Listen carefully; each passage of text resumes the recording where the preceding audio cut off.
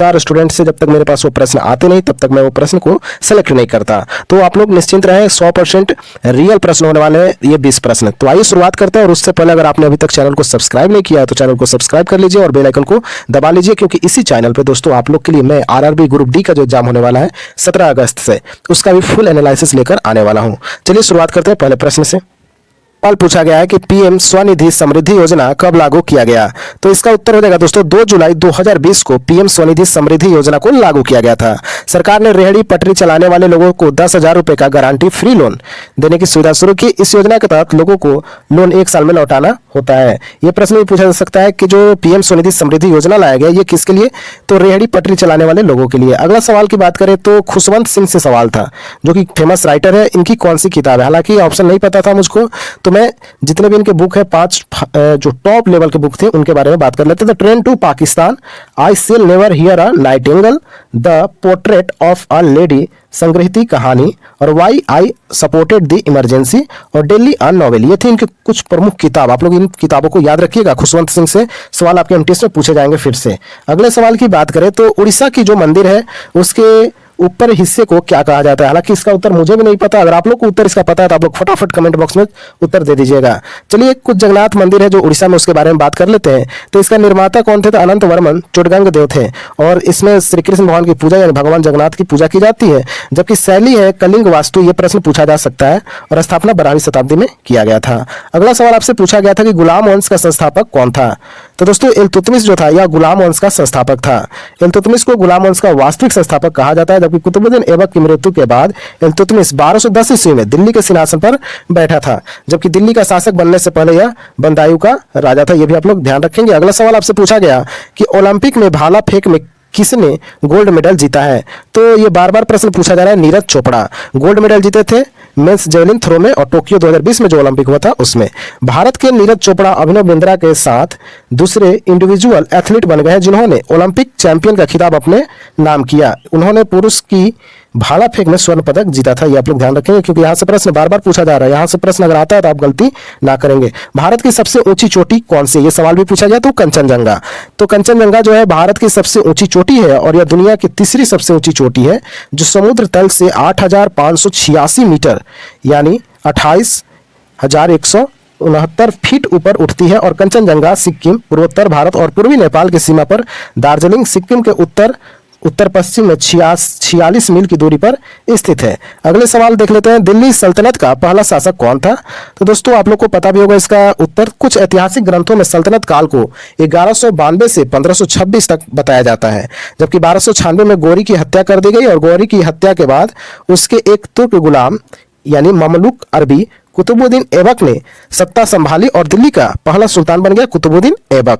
अगला सवाल आपसे पूछा गया था दोस्तों कि किस पूजा को पारंपरिक भाषा में छर पनहारा कहा जाता है। तो जगन्नाथ यात्रा। आप लोग याद रखेंगे, जगन्नाथ यात्रा को पारंपरिक भाषा में छर पनहारा कहा जाता है। और आप लोग चैनल को सब्सक्राइब कर लीजिए दोस्तों, और बेल आइकन को जरूर क्लिक कीजिएगा, क्योंकि इससे मोटिवेट मिलता है। अगला सवाल की बात करें कि जनगणना 2011 के अनुसार भारत की नगरीय जनसंख्या कितनी है। तो दोस्तों जनगणना से तो बार बार सवाल पूछा जा रहा है जब से मैं एनालिसिस करा रहा हूं, यानी 5 तारीख से एनालिसिस लगातार हो रही है, और लगातार जनगणना से सवाल पूछे जा रहे हैं। तो आप लोग जनगणना के बारे में काफी डिटेल से पढ़ लीजिएगा। तो भारतीय संविधान संशोधन की प्रक्रिया दक्षिण अफ्रीका से ली गई थी। माफ कीजिएगा, ये दूसरे प्रश्न का है। तो इसमें कुल लगभग 32.4% है नगरीय जनसंख्या, ये आप लोग याद रखेंगे। तो संविधान से भी प्रश्न पूछा गया था दोस्तों कि संविधान की जो प्रक्रिया है, संशोधन प्रक्रिया, वो कहां से ली गई है। तो दक्षिण अफ्रीका से ली गई है, आप लोग याद रखेंगे। और किस अनुच्छेद में, तो 368 अनुच्छेद में है, और 20 भाग में, यानी 20 जो भाग है उसमें संविधान संशोधन की प्रक्रिया के बारे में बताया गया, और अनुच्छेद 368। और जबकि कहां से लिया गया, तो दक्षिण अफ्रीका से लिया गया है। अगला सवाल देख लेते हैं, इल्बारी वंश का संस्थापक कौन था। तो दोस्तों इल्बारी वंश का इल्तुतमिश संस्थापक था। 1210 से 1236 इसका शासनकाल था, जो एक इल्बारी तुर्क था, और खोखरों के विरुद्ध इल्तुतमिश की कार्यकुशलता से प्रभावित होकर मोहम्मद गोरी ने उसे अमीरुल उमर नामक महत्वपूर्ण प्रदान की थी उपाधि। तो अगला सवाल आपसे पूछा गया दोस्तों कि माउंट एवरेस्ट का सबसे ऊंचा पीक कौन सा है, यानी ज्योग्राफी से सवाल पूछे गए हैं आज के शिफ्ट में। नेपाल में सागरमाथा कही जाने वाली यह चोटी दुनिया की सबसे ऊंची चोटी है, तो इसका राइट उत्तर होगा सागरमाथा। और 8,848 मीटर बताई गई इसकी ऊंचाई, जबकि British surveyor sir George Everest के सम्मान में इस चोटी को माउंट एवरेस्ट के नाम से दिया गया। आप लोग याद रखेंगे, सर्वेयर सर जॉर्ज एवरेस्ट के नाम पे इनका नाम रखा गया है। अगला सवाल देख लेते हैं, समता का अधिकार किस अनुच्छेद में है? तो भारत के संविधान में समता के अधिकारों का स्थान भारतीय संविधान के अनुच्छेद 14 में इस अधिकार का वर्णन किया गया है। अनुच्छेद 14 में समता का अधिकार के बारे में बताया गया दोस्तों। और कि जन्म या विचार या संप्रदाय के आधार पर किसी भी व्यक्ति का कोई विशेषाधिकार नहीं होगा तथा देश का सामान्य कानून सभी वर्ग के लोगों पर समान रूप से लगाया जाएगा। अगले सवाल देख लेते हैं, तो संविधान संशोधन किस देश से लिया गया है? तो वही सवाल था जिसका उत्तर पहले ही लिख लिया था मैं। तो भारतीय संविधान संशोधन की प्रक्रिया दक्षिण अफ्रीका से ली गई है और इस प्रक्रिया का विवरण संविधान के 368 अनुच्छेद में किया गया और भाग की बात करें तो 20 भाग में। ये था। अभी तक दोस्त चैनल को सब्सक्राइब नहीं किया है तो प्लीज चैनल को सब्सक्राइब कर लीजिए और बेल आइकन को क्लिक कर लीजिए, क्योंकि इसी चैनल पे हम कुछ ही दिनों बाद जब आरआरबी ग्रुप डी का एग्जाम शुरू होगा तो उसका एनालिसिस करेंगे। उससे पहले हम लोग प्रीवियस क्वेश्चन देखेंगे जो ग्रुप डी के पूछा गया था और डेट वाइज हम सोल्यूशन कराने वाले हैं। तो चलिए शुरुआत करते हैं आज के पहले प्रश्न से जो पूछा गया। तो पहला प्रश्न पूछा है कि आत्महत्या की थैली किसे कहा जाता है? तो साइंस के बायोलॉजी सेक्शन से यह प्रश्न पूछा गया है कि आत्महत्या की थैली किसे कहा जाता है? तो इसका उत्तर होगा लाइसोसोम। तो दोस्तों लाइसोसोम को ही आत्महत्या की थैली कहा जाता है, यानी सुसाइड बैग भी आपसे पूछ सकता है। तो राइट आंसर इसका लाइसोसोम। अगला सवाल देख लेते हैं फटाफट हम लोग, क्योंकि हम लोग समय बर्बाद नहीं करेंगे आपका। पानीपत का प्रथम युद्ध के बारे में प्रश्न पूछा गया। तो आइए पानीपत के प्रथम युद्ध के बारे में तो जानकारी ले ही लेते हैं, हालांकि ये प्रश्न रिपीट है। पानीपत का पहला युद्ध 21 अप्रैल 1526 को लड़ा गया था और इसने इस इलाके में मुगल साम्राज्य की नींव रख दी। यह उन पहली लड़ाइयों में से एक थी जिसमें बारूद, आग्नेयास्त्रों और मैदानी तोपखानों को ही लड़ाई में शामिल किया गया था। तोपखाना का भी इसमें शामिल किया गया था। ये प्रश्न भी पूछा जाता है, आपके रेलवे हो या बिहार एसएससी हो, इसमें प्रश्न पूछा जाता है कि तोपखाने का इस्तेमाल किस युद्ध में किया गया था? तो पानीपत का प्रथम युद्ध आप लोग नोट करके रखिएगा। अगला सवाल आपसे पूछा गया दोस्तों कि राज्यसभा का अध्यक्ष कौन होता है? तो आप लोग को पता भी होगा कि राज्यसभा का जो अध्यक्ष होता है वो अपना उपराष्ट्रपति होते हैं और अभी वर्तमान में कौन है? तो वेंकैया नायडू है। आप लोग याद रखेंगे। अगला सवाल देख लेते हैं, कौन सा देश भूमि द्वारा भारत से सटा नहीं है? तो श्रीलंका है, क्योंकि ये तो समुद्र के द्वारा सटा हुआ एक देश है हमारे भारत से। तो श्रीलंका जो है यह भूमि से सटा देश नहीं था। ये आपके ऑप्शन में श्रीलंका था, तो राइट आंसर श्रीलंका ही था। अगला सवाल देख लेते हैं फटाफट हम लोग, आईपीएल की शुरुआत कब हुई थी? तो आईपीएल और क्रिकेट से क्वेश्चन हर पेपर में पूछा जा रहा है, आप लोग ध्यान रखेंगे। अगर आप लोग एनालिसिस सही मायने में कर रहे हैं, एनालिसिस का दोस्तों मतलब होता है कि जिस टॉपिक से प्रश्न पूछा गया उसको आज ही उस टॉपिक को क्लियर कर ले, क्योंकि आने वाले दिन में रोज नया नया टॉपिक आएगा। हालांकि अभी तो कोई नया टॉपिक आ नहीं रहा है, लेकिन एग्जाम 27 तारीख तक चलने वाला है तो टॉपिक बदलेगा। तो आप लोग हर एक टॉपिक को क्लियर करते चले। तो आईपीएल की शुरुआत कब हुई थी? जैसे आईपीएल से सवाल आया, आप लोग फटाफट जाइए आईपीएल के बारे में पढ़ लीजिए। ये होता है एनालिसिस का मतलब। अगर कोई यहाँ पे डिस्क्राइब करता है हर एक प्रश्न को तो वो आपको याद नहीं होने वाला है, बस आपको लगेगा कि हाँ यहाँ से मुझे जानकारी ज्यादा मिल रही है, लेकिन ऐसा कुछ भी नहीं। जब तक आप खुद जाकर नहीं पढ़िएगा कुछ होने वाला नहीं है। हम तो बस यहाँ दिखा रहे हैं कि कौन सा प्रश्न पूछा जा रहा है। तो आईपीएल के बारे में पूछा गया कि इसकी शुरुआत कब हुई थी? तो 2008 में आईपीएल की शुरुआत हुई थी। चलिए बता देते हैं किसने जीता था। तो राजस्थान ने ये खिताब जीता था। अगला सवाल देख लेते हैं, बीआरओ का स्थापना कब हुई थी? तो दोस्तों बीआरओ जो है भारत के सीमावर्ती क्षेत्रों और मित्र पड़ोसी देशों में सड़क नेटवर्क का विकास और रखरखाव का काम करता है। यानी जो भी हमारे सीमा के करीब में देश है वहां सीमा पर ये सड़क बनाता है। कौन? बीआरओ। ये आप लोग याद रखिएगा इसका कार्य क्या है। और अब यह भारतीय सशस्त्र बलों का एक हिस्सा भी बन गया और इसकी स्थापना प्रश्न पूछा गया था। तो 7 मई 1960 में बीआरओ की स्थापना हुई थी। अगला सवाल देख लेते हैं हम लोग फटाफट, प्रधानमंत्री अन्न योजना कब तक बढ़ाया गया है? देखिए प्रधानमंत्री अन्न योजना लागू किया गया था जब कोरोना चल रहा था, क्योंकि उस टाइम तो लॉकडाउन चल रहा था, गरीबों को खाने के लिए अनाज नहीं थे, तब उससे प्रधानमंत्री अन्न योजना को लाया गया था। हालांकि अभी उसका डेट बढ़ा दिया गया 6 महीना के लिए। ये प्रश्न पूछ लिया गया और ये करेंट अफेयर्स का प्रश्न है। तो पीएम गरीब कल्याण अन्न योजना को 6 महीने तक बढ़ा दिया गया, यानी अब 30 सितंबर 2022 तक गरीबों को मुफ्त राशन मिलता रहेगा। अभी तक पीएम गरीब कल्याण अन्न योजना की आखिरी तारीख 31/2022 थी। चलिए देखते हैं नेक्स्ट प्रश्न आपसे क्या पूछा गया था। जनगणना 2011 के अनुसार भारत में महिला साक्षरता की परसेंट कितनी थी? तो आप लोग अगर एनालिसिस कर रहे हैं तो जनगणना 2011 से लगातार प्रश्न पूछे जा रहे हैं दोस्तों। और आज क्या पूछ लिया कि महिला साक्षरता का परसेंटेज बताना है। तो इस जनगणना में दशक में साक्षरता दर भी 64.8% से बढ़कर 73% हो गई है। पुरुष साक्षरता दर 5.6 बढ़कर 80.9% हो गई है। और महिला साक्षरता की बात करें तो इसमें सबसे ज़्यादा बढ़ोतरी देखने को मिली है, 10.9% बढ़ गई है। और ये कितना हो गया दोस्तों? तो याद रखिएगा 64.6% हो गई है महिला साक्षरता भारत में, जनगणना 2011 के अनुसार। अगला सवाल देख लेते हैं, पंडित हरिप्रसाद चौरसिया किससे संबंधित है? तो ये संबंध के बारे में प्रश्न लगातार दोस्तों पूछा जा रहा है, कभी क्रिकेट से, तो कभी नृत्य से, तो कभी वाद्य यंत्र से। तो आप लोग को याद होगा कि हरिप्रसाद जो चौरसिया है वो बांसुरी बजाते थे और काफी फेमस पर्सन है हरिप्रसाद चौरसिया, बांसुरी बजाने वाले थे। अगला सवाल देख लेते हैं हम लोग कि कुचिपुड़ी किस राज्य का नृत्य है? तो याद रखिएगा आंध्र प्रदेश, आंध्र प्रदेश का नृत्य है कुचिपुड़ी। काफी सिंपल प्रश्न है और ये नृत्य से तो हमेशा सवाल पूछा जा रहा है। संसद का सत्र कब प्रारंभ होता है, उसको क्या बोलते हैं? तो प्रश्नकाल से हमारा संसद का सत्र प्रारंभ होता है, ये आप लोग याद रखिएगा। अब देखते हैं नेक्स्ट प्रश्न को, अमीबा भोजन ग्रहण करता है और कैसे ग्रहण करता है? तो अमीबा एंटोस्टोसिस द्वारा भोजन ग्रहण करता है। काफी इंपॉर्टेंट था साइंस का ये प्रश्न। प्लाज्मा झिल्ली के अंदर की ओर मुड़कर कप के आकार का गड्ढा बना लेती है, यानी कैविटी बना लेती है, जिसमें भोजन प्रविष्ट हो जाता है और इसके बाद यह भोजन धानी यानी खाद्य धानी का रूप ले लेती है। तो एंडोस्टोसिस इसका सही उत्तर था, आप लोग याद रखेंगे। अगला सवाल देख लेते हैं, पंजाब के मुख्यमंत्री कौन है? तभी वर्तमान में जो पंजाब में चुनाव हुआ था, तो आप जो पार्टी है इसके मुख्यमंत्री को बनाया गया भगवंत मान को, याद रखेंगे। यही पार्टी दिल्ली में भी है अरविंद केजरीवाल, और अब पंजाब में भी भगवंत मान बन गए हैं मुख्यमंत्री पंजाब के। यही प्रश्न पूछा गया था क्योंकि अभी हाल ही में चुनाव समाप्त हुआ था, तो ऐसे लेटेस्ट करंट अफेयर पूछा जा रहा है, ना कि 7 महीना 8 महीना पहले का करंट अफेयर्स। केवल 6 महीना का आप लोग तैयारी करके जाइए, उतना ही काफी है। अगला सवाल आपसे पूछा गया था कि सोनल मानसिंह किससे संबंधित है? तो मैं बार बार बता रहा हूं कि संबंध से सवाल आ रहे हैं, नृत्य हो, खेल हो या कोई पॉलिटिक्स हो, तो नृत्य से संबंध से हमेशा सवाल बन रहे हैं क्योंकि मैं लगातार एनालिसिस करा रहा हूं दोस्तों। तो इसका राइट उत्तर था कि ओडिसी नृत्य से सोनल मानसिंह संबंधित है। अगला सवाल देख लेते हैं हम लोग, पहली महिला जो कांग्रेस अधिवेशन में भाग ली थी, अध्यक्ष के बारे में बात नहीं किया जा रहा है, ये ऐसी महिला थी जो कांग्रेस के अधिवेशन में भाग ली थी। तो कादम्बनी गांगुली, आप लोग नाम याद रखिएगा, कादम्बनी गांगुली जो थी ये पहली महिला थी जो कांग्रेस अधिवेशन में भाग ली थी। अगला सवाल देख लेते हैं दोस्तों, कांग्रेस की पहली महिला अध्यक्ष, अब यहाँ अध्यक्ष पूछ लिया गया, तो पहली महिला अध्यक्ष थी एनी बेसेंट, जो कि 1917 में कोलकाता में कांग्रेस की पहली महिला अध्यक्ष चुनी गई थी।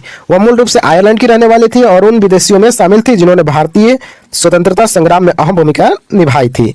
तो ये थे हमारे प्रश्न का लेवल, काफी लो लेवल का है। अभी हम लोग बात भी करेंगे कौन कौन से प्रश्न आए थे, तो आप लोग वीडियो को कंप्लीट देखिएगा और चैनल को सब्सक्राइब कर लीजिए और बेल आइकन को क्लिक कर लीजिए। चलिए शुरू करते हैं पहले प्रश्न से। तो पहला सवाल पूछा गया था, गरजता चालीसा के नाम से किस हवा को जानते हैं? तो गरजता चालीसा पृथ्वी के दक्षिणी गोलार्ध में दोस्तों 40 डिग्री दक्षिण और 50 डिग्री दक्षिण के अक्षांशों के बीच चलने वाली शक्तिशाली पछुआ पवन को कहते हैं। यही इसका राइट आंसर था, पछुआ पवन। पश्चिम से पूर्व चलने वाले यह वायु प्रवाह भूमध्य रेखा से वायु दक्षिणी ध्रुव की ओर जाने से और पृथ्वी के घूर्णन से बनते हैं। तो आप लोग याद रखिएगा, आपके एग्जाम में भी पूछा सकता है क्योंकि रिपीट काफी सारा प्रश्न किया जा रहा है एमटीएस के द्वारा। तो गरजता चालीसा के नाम से पछुआ पवन को जाना जाता है। अगला सवाल देख लेते हैं हम लोग फटाफट, फील्ड हॉकी में कितने प्लेयर होते हैं? तो दोस्तों 11 प्लेयर होते हैं। ये भी कोई सवाल है और भी एमटीएस का लेवल आप लोग समझ सकते हैं क्या हो गया है इस बार, केवल इस बार 2022 में, क्योंकि पिछला बार जो पेपर हुआ था काफी टफ लेवल का हुआ था। तो हर टीम में 11 खिलाड़ी रहते हैं और हॉकी मैच में 2 टीमें खेल सकती हैं। जो टीम विपक्ष टीम के गोल पोस्ट में जितने ज्यादा गोल मारेगी वो टीम जीत जाएगी। ये हॉकी का गेम होता है, 11 प्लेयर होता है। अगला सवाल आपसे पूछा गया था, टोक्यो ओलंपिक 2020 में कौन सा खेल शामिल नहीं था? ये प्रश्न का लेवल ठीक था, जो ये करंट अफेयर से सवाल पूछा गया था, क्योंकि 2020 में अभी हाल ही में टोक्यो ओलंपिक समाप्त हुआ था जिसमें नीरज चोपड़ा ने भाला फेंक में गोल्ड मेडल जीता। और ये प्रश्न हमको लगता है 3 से 4 बार पूछा गया। इस बार पूछा गया था कि कौन सा खेल शामिल नहीं था टोक्यो ओलंपिक 2020 में? तो बुसु नाम का एक खेल है जो शामिल नहीं हुआ था। मैं तो इस खेल को कभी देखा नहीं हूँ। अगर आपने देखा है बुसु खेल तो कमेंट में जरूर बताइएगा कि मैंने देखा है। अगला सवाल की बात करते हैं, हस्तिनापुर का लोहा किस राज्य में पाया गया था? तो दोस्तों हस्तिना चौक जो उत्तर प्रदेश राज्य के मेरठ जिला में स्थित एक नगर है, तो उत्तर प्रदेश में ही पाया गया है। आप लोग याद रखेंगे, राज्य पूछा था तो उत्तर प्रदेश। अगला सवाल देख लेते हैं, हॉर्नबिल फेस्टिवल कहाँ मनाया जाता है? तो दोस्तों नागालैंड में जो है हॉर्नबिल फेस्टिवल मनाया जाता है।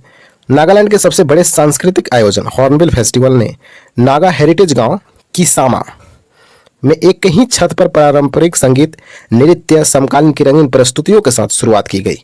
यह हॉर्नबिल उत्सव 22वां संस्करण है और नागालैंड के 6 जिलों में मनाया जाता है। ये संस्करण भी कभी पूछता है कि हॉर्नबिल फेस्टिवल का 2022 में जो मनाया गया कौन सा संस्करण था? तो 22वां है। और कितने जिलों में मनाया जाता है? तो 6 जिला में, और कहाँ? नागालैंड में। अगला सवाल देख लेते हैं हम लोग, प्रधानमंत्री कौशल योजना 2015 यानी प्रधानमंत्री से रिलेटेड जो भी योजना है वो आपको देख के जाना है, क्योंकि अब लगातार प्रधानमंत्री कौशल योजना या प्रधानमंत्री से जो भी योजना लागू है भारत में उससे प्रश्न पूछे जा रहे हैं। तो ये प्रश्न पूछा गया था कि प्रधानमंत्री कौशल योजना 2015 किस मंत्रालय के द्वारा लागू हुआ था। तो प्रधानमंत्री कौशल विकास योजना की शुरुआत कौशल एवं उद्यमिता मंत्रालय द्वारा की गई थी और 3.0 इसका नाम रखा गया। अंतर्गत 200 से अधिक औद्योगिक प्रशिक्षण संस्थानों को जोड़ा गया है। अगला सवाल देख लेते हैं, डॉक्टर एन राजन किस वाद्य यंत्र से संबंधित हैं। तो डॉक्टर एन राजन तो वायलिन से संबंधित है, लेकिन आपका काम है इस संबंध से जो प्रश्न पूछे जाते हैं उसको आप लोग क्लियर करके ही पेपर में बैठे, जिससे आपको फायदा हो सकता है, 1 नंबर आसानी से आप ले सकते हैं। अगला सवाल देख लेते हैं, दिल्ली नगर निगम संशोधन विधेयक किसने प्रस्तुत किया। तो अमित शाह के द्वारा दिल्ली नगर निगम संशोधन विधेयक को प्रस्तुत किया गया था। अगला सवाल देखते हैं, अनुच्छेद 23 में क्या है। तो दोस्तों आर्टिकल आप 1 से लेकर 50 तक रट जाइए, क्योंकि इसी के बीच से प्रश्न पूछे जा रहे हैं। तो अनुच्छेद 23 से प्रश्न पूछा गया कि भारतीय संविधान का अनुच्छेद 23 मानव तस्करी, बेगार, बलात्श्रम और इसी प्रकार के अन्य बलात्श्रम के प्रकारों पर प्रतिबंध लगाता है, जिससे देश के लाखों अल्प सुविधा प्राप्त और वंचित लोगों की रक्षा की जा सके। यह अधिकार भारत के नागरिक और गैर नागरिक दोनों के लिए उपलब्ध है। अगला सवाल देखते हैं, असम में झूम खेती को किस खेती के रूप में जाना जाता है। तो जो असम में झूम खेती की जाती है उसको किसके रूप में जाना जाता है। तो याद रखेंगे हस्तांतरण कृषि उसको बोला जाता है, झूम कृषि को। एक आदिम प्रकार की कृषि है जिसमें पहले वृक्षों तथा वनस्पतियों को काटकर उन्हें जला दिया जाता है। साफ की गई भूमि को पुराने उपकरणों, लकड़ी के हलों आदि से जुताई करके बीज को बो दी जाती है। जब तक मिट्टी में उर्वरता विद्यमान रहती है इस भूमि पर खेती की जाती है। तो आपको याद रखना है जो असम में झूम खेती मनाया जाता है उसे हस्तांतरण कृषि बोला जाता है। अगला सवाल आपसे पूछा गया था, फ्रीडम इन एग्जाइल किसकी आत्मकथा है। तो पुस्तक से लगातार प्रश्न पूछा जा रहा है। दलाई लामा की पुस्तक है, आत्मकथा है उनकी फ्रीडम इन एग्जाइल। 1991 में जारी हुए 14वें दलाई लामा की दूसरी आत्मकथा है। दलाई लामा की पहली आत्मकथा माई लैंड एंड माई पीपल जो 1962 में प्रकाशित हुई थी, ये भी आप याद रखेंगे। अगला सवाल देखते हैं, निमराना बौरी किस राज्य से संबंधित है। तो राजस्थान से संबंधित है, इसको भी आप लोग ध्यान में रखेंगे। बक्सर के युद्ध में ब्रिटिश सेना का नेतृत्व किसने किया था। तो बक्सर के युद्ध से अब तक 2 शिफ्ट में प्रश्न पूछे जा चुके हैं। बक्सर के ईस्ट में यानी युद्ध में ईस्ट इंडिया कंपनी के सेना का नेतृत्व हेक्टर मुनरो के द्वारा किया गया था। अगला सवाल देखते हैं, राज्यपाल का नियुक्ति कौन करता है। तो दोस्तों राज्यपाल का नियुक्ति राष्ट्रपति के द्वारा किया जाता है, आप लोग याद रखेंगे। अगला सवाल देखते हैं, विश्व का सबसे बड़ा अंतर्देशीय सागर कौन सा है। तो सागर यानी ज्योग्राफी से सवाल पूछे जा रहे हैं, आप लोग ध्यान रखेंगे, ज्योग्राफी को अच्छे से पढ़ के जाइएगा। कैस्पियन सागर इसका सही उत्तर हो जाएगा। सबसे बड़ा अंतर्देशीय जल निकाय है, समुद्र में लगभग 1,43,200 वर्ग मील और 5 देशों की सीमाएं शामिल है, ईरान, रूस, कजाकिस्तान, तुर्कमेनिस्तान और अजरबैजान। नेक्स्ट सवाल आपसे पूछा गया, पद्मश्री पाने वाले प्रथम ट्रांसजेंडर महिला कौन है। तो दोस्तों पद्मश्री पुरस्कार पाने वाली पहली महिला ट्रांसजेंडर बनी जो कि नर्तकी है नटराज, तमिलनाडु की भरतनाट्यम डांसर नर्तकी नटराज को देश के चौथे सबसे बड़े नागरिक सम्मान पद्मश्री पुरस्कार से सम्मानित किया गया और यह पुरस्कार पाने वाली वो पहली ट्रांसजेंडर है। तो इसका सही उत्तर हो जाएगा नटराज जो है ये पद्मश्री पाई जो कि पहली महिला ट्रांसजेंडर थी। तो ये थे हमारे 3rd शिफ्ट के प्रश्न जो पूछे गए थे। अब आप लोग को एक मैराथन वीडियो मिलेगा आज रात को, आप लोग उसको भी देख लीजिएगा क्योंकि उसमें 1st, 2nd और 3rd तीनों शिफ्ट का प्रश्न उसमें ऐड रहेगा। तो चलिए मिलते हैं आप मैराथन क्लास में, तब तक के लिए जय हिंद, जय भारत।